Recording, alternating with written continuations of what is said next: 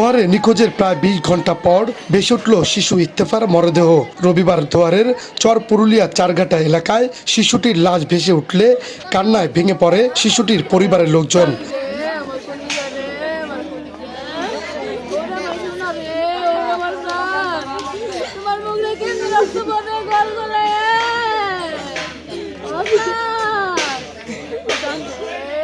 নিহত ইত্তেফা উপজেলার চর পুরুলিয়া গ্রামের ইসলাম শিকদারের মেয়ে।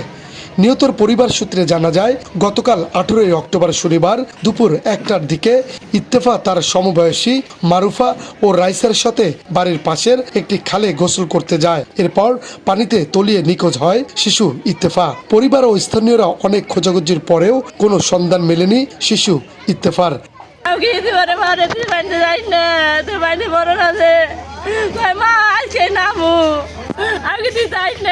আমার কাছে না বলাই বলে বাইরে গেছে বাবা রে পাইতে যাচ্ছে ওর মা কাছে ফোন করে পাইতে যাচ্ছে সবাই কাছে পাইতে যাচ্ছে